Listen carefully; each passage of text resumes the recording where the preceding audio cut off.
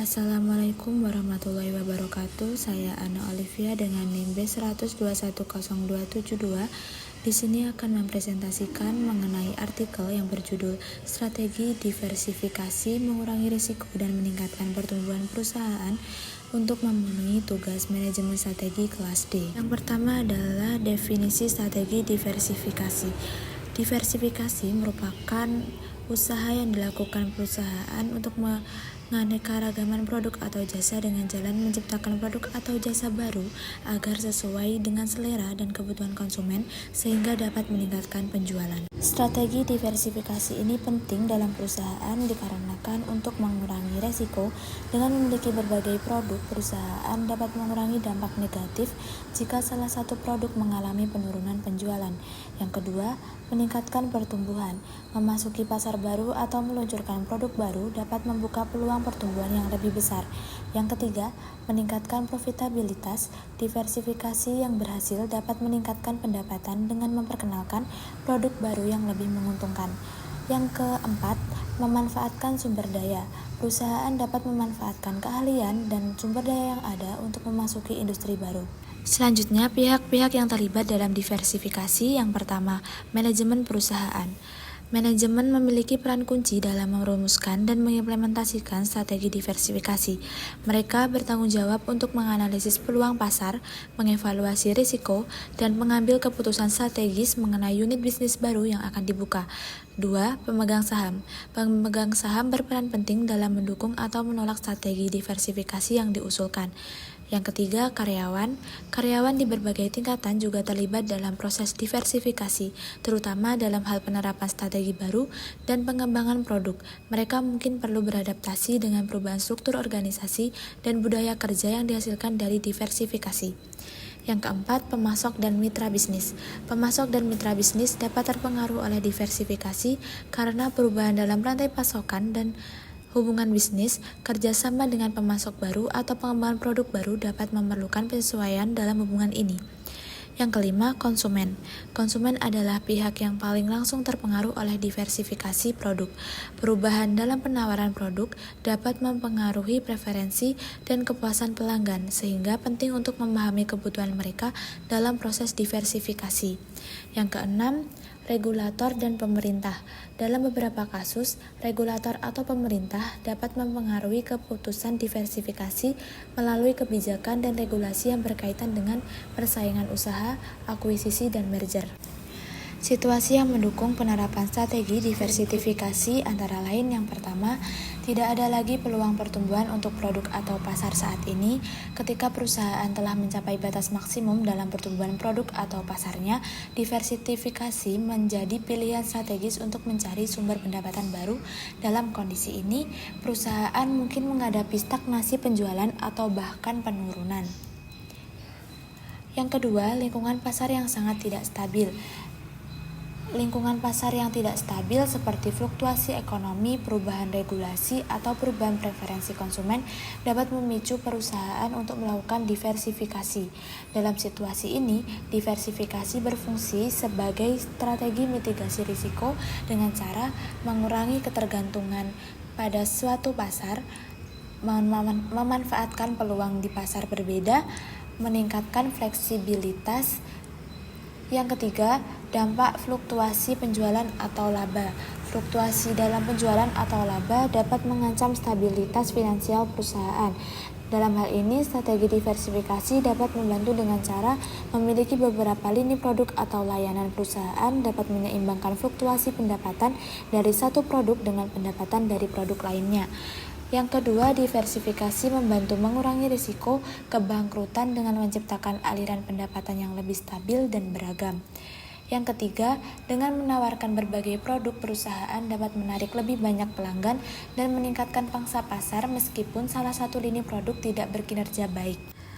Diversifikasi dapat dilakukan dalam berbagai bidang, termasuk diversifikasi investasi adalah strategi yang digunakan untuk mengurangi risiko dengan menyebarkan investasi ke berbagai jenis aset atau instrumen. Tujuan dari diversifikasi ini adalah untuk melindungi portofolio dari fluktuasi pasar yang dapat merugikan. Yang kedua adalah Diversifikasi usaha. Diversifikasi usaha adalah strategi yang diterapkan oleh perusahaan untuk memperluas jangkauan bisnisnya dengan memasuki pasar baru atau menawarkan produk baru. Strategi ini bertujuan untuk meningkatkan pendapatan dan mengurangi ketergantungan pada satu sumber pendapatan. Yang ketiga adalah diversifikasi produk. Diversifikasi produk yang melibatkan penambahan variasi produk dalam lini produk yang sudah ada atau pengembangan produk baru. Tujuannya adalah untuk menarik lebih banyak pelanggan dan memenuhi kebutuhan pasar yang beragam.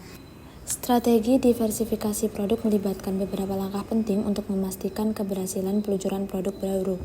Berikut adalah penjelasan mengenai langkah-langkah tersebut. Yang pertama, analisis pasar dan kebutuhan konsumen. Dalam hal ini diperlukan untuk mengumpulkan data tentang tren pasar, preferensi pelanggan, dan kebutuhan yang belum terpenuhi. Mengidentifikasi segmen-segmen pasar yang mungkin tertarik dengan produk baru, memahami karakteristik demografis, perilaku, dan preferensi masing-masing segmen sangat penting untuk merancang produk yang sesuai. Yang kedua adalah pengembangan produk. Setelah memahami pasar, langkah selanjutnya adalah mengembangkan produk baru dengan melakukan penelitian untuk menciptakan produk baru atau meningkatkan produk yang sudah ada. Merancang produk dengan mempertimbangkan fungsionalitas, estetika, dan nilai tambah bagi konsumen. Yang ketiga adalah uji coba produk. Sebelum meluncurkan produk secara luas, penting untuk melakukan uji coba. Menguji produk di pasar terbatas atau dengan kelompok konsumen tertentu untuk mendapatkan umpan balik awal. Mengamati respon konsumen terhadap produk dan mengumpulkan data tentang kinerja produk dalam situasi nyata. Yang keempat adalah peluncuran produk. Setelah uji coba berhasil, langkah berikutnya adalah meluncurkan produk secara resmi ke pasar. Strategi pemasarannya mengembangkan rencana pemasaran yang mencakup promosi, distribusi, dan penetapan harga. Menentukan saluran distribusi yang tepat untuk memastikan produk tersedia bagi konsumen di lokasi yang strategis. Yang kelima, evaluasi kinerja produk. Setelah peluncuran, penting untuk terus memantau kinerja produk di pasar melalui angka penjualan dan pangsa pasar untuk menilai seberapa baik produk diterima oleh konsumen. Mengumpulkan umpan balik dari pelanggan mengenai kualitas dan kepuasan terhadap produk untuk melakukan perbaikan jika diperlukan. Yang keenam, diversifikasi lebih lanjut. Berdasarkan hasil evaluasi kinerja, perusahaan dapat memutuskan langkah selanjutnya. Jika ada masalah atau umpan balik negatif, lakukan perbaikan pada produk. Jika produk sukses, pertimbangkan untuk memperkenalkan varian baru atau memasuki pasar baru dengan strategi diversifikasi lebih lanjut. Strategi diversifikasi memiliki beberapa keuntungan yang signifikan bagi perusahaan. Yang pertama adalah formasi modal yang lebih fleksibel.